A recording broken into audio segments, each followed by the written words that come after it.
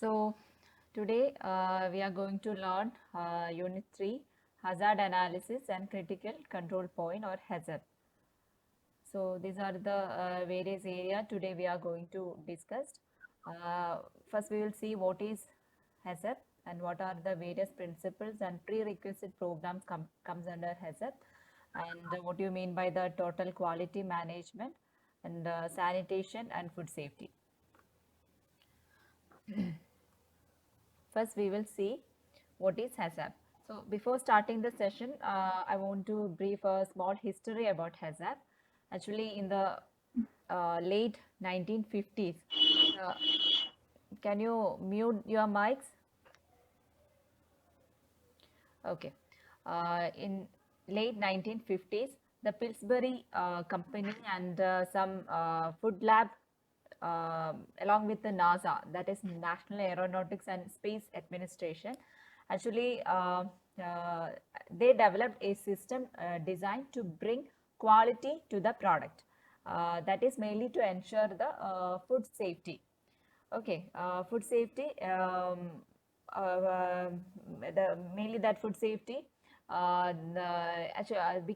that is the a small history of HACCP. Afterwards, the whole industries and were adopted this system for ensuring the food safety. That is to ensuring the quality of the product and along with the food safety. So first we will see the definition of HACCP. Simply we can say HACCP is a preventive food safety system, or otherwise it is a system to control food production operation to eliminate food hazards at each point. Each point means from the manufacture, storage and the distribution. These are the different points of the food product processing. So it is scientifically analyzed for the various hazards like microbiological, physical and chemical hazards. So another important point is this HACCP is not focused on having a standardized production process, but it is a continuous monitoring process that is to ensure that the product is safe to consume by minimizing the risk of food safety problems. So that's all about the hazard analysis critical control point. It is a preventive food safety system in which every step in the manufacture, storage, distribution of a food product is scientifically analyzed for microbiological, physical and chemical hazards. Okay. Now, this HACCP is further divided into three: hazard, analysis and critical control point. So, the first part, the hazard, as we discussed for the last two classes, what you mean by the hazard, is it? So, it is any foreign object, be it physical, chemical, biological or a condition of food which may cause adverse health effects after consumption. So, that is what you mean by hazard. Now analysis, we have done analysis, that is to determine or evaluate the situation of food hazard and to examine the nature and intensity of the hazard. So analysis is mainly done for evaluating the nature of what type of hazard has happened and what is the intensity of that particular hazard. Now next is critical control point. So this is a necessary action required to be performed to control, prevent, eliminate, reduce any kind of food hazard to an acceptable level. So it is a action stage where we are controlling we are controlling or preventing or eliminating the reducing that particular hazard to an acceptable level. So these are the different part of HACCP stands for. Now we will see the 7 principles of HACCP. Actually, these 7 principles show you how to develop, implement, maintain and follow the HACCP system. Okay. So let's see one by one. The first one is conduct hazard analysis. Conduct hazard analysis, actually the principle says that to ensure no hazardous, if it is a microbial, physical or a chemical, is hampering the food safety, hampering or obstructing the food safety and it is fit for consumption. So that is explained under the first principle. Now second is determine the critical control point. Actually, it is a preventive steps or a procedure mainly for controlling and preventing the food safety hazards. And third point is establish critical limit. So one should establish a critical limit for getting a maximum or a minimum acceptable limit. Okay, whether it is such as a temperature or humidity. So here one should establish a critical limit. Okay, for getting a maximum and a minimum acceptable limit. Next is fourth principle is establish a monitoring system. So in the previous step, we have established a critical limit. Now we should continuously monitoring. We need a monitoring. So this monitoring should be done at a regular interval, and it is a continuous process also, and we should keep it a record for our future use. Now the fifth principle is establish corrective action. If the above monitoring system, from the above monitoring system, it happened to found that critical control point is uncontrollable, then that establishment should have a corrective procedure in advance to control that critical control point. Okay. So that is what you mean by an established corrective action. That establishment should have a corrective action or corrective procedure in advance if the previous critical control point is not under control condition. Now, sixth one is establish verification procedure. That is any procedure or test or practices which we have done along with HACCP, that should be keep following, that should be continue.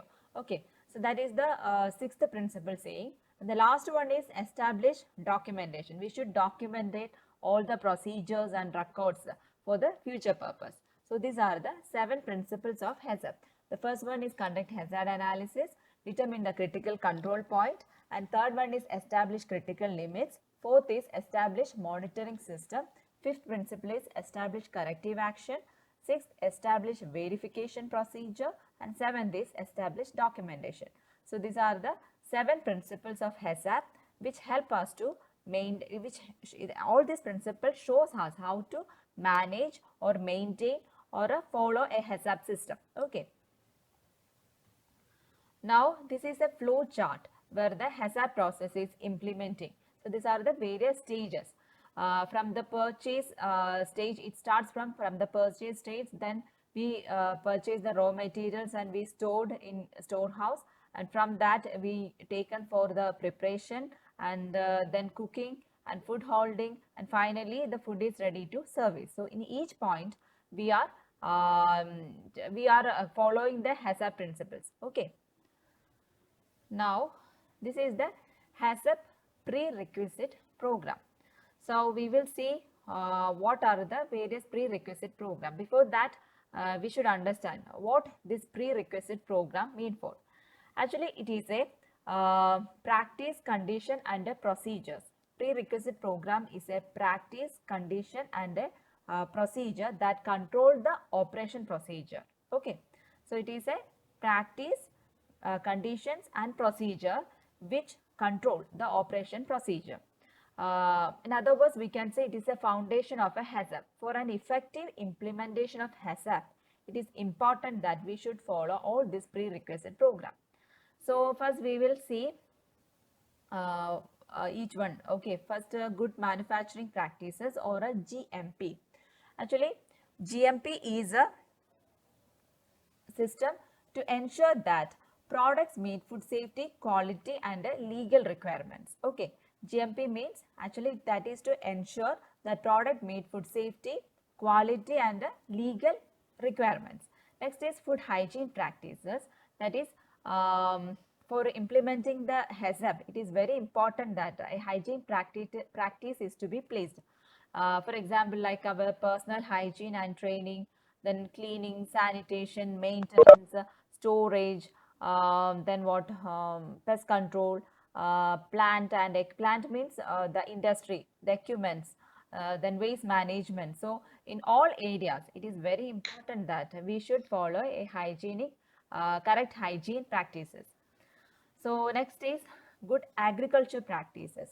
Good agriculture practices, that is to ensure that fruits and vegetables that are produced, packaged, handled, stored, everything should be done in safely to minimize these various food hazards. Okay. Now, next is good production practices. That is to ensure that food produced, processed, transported, and distributed, or everything should be under a safe condition by following the HACCP practices. Now, next is good trading practices or good trading practices. Also here also same, during the trading practices the hygienic process is strictly followed. Trading means buying and selling of the goods. Okay, that is what you mean by the trading practices. So I will repeat: good manufacturing practices, good hygiene practices, good agriculture practices, good production practices, and good distribution. Good distribution practices means during the transport and distribution practices, the hygiene practices should be strictly followed under each stages of the food production. Then good trading practices. So these are the various prerequisite programs which comes under HACCP. So that's all about the HACCP part. Now we will learn about what do you mean by the total quality management. Actually, it is a proven technique to guarantee survival in world-class competition. If you take this total quality management, if you take these three words separately, we can see that total means it's a made up of whole, and quality is a degree of excellence. Excellence means outstanding or a good quality of a product as well as service. So quality of a product or service, it is ability to satisfy the needs and expectation of the customer. That is the quality mean for. Actually, the quality is mainly for satisfying or sacrificing the customer satisfaction by giving a quality product as well as a quality service. Now, we will see what you mean by the management. Management is an act, art, or manner of handling, controlling, and directing. So, these are the various analyzing meaning for the different part of total quality management. So, altogether, we can say the total quality management or TQM is the art of managing the whole to achieve excellence. Okay. Now we will see the definition of total quality management. TQM is the integration of all functions and process within an organization in order to achieve continuous improvement of the quality of goods and services. The goal is customer satisfaction. I'll repeat, TQM is the integration or it is the combination. TQM is the combination of all functions and process that which is taking place inside the organization to achieve a continuous improvement, of the quality of goods and services. Okay, we need quality in both good as well as in services. And final goal of the TQM is customer satisfaction. So this is the last part of today's chapter. So sanitation and safety in food services. So this area is we are continuously discussing for the last classes also. It is nothing in a food business operators. What are the different areas we need to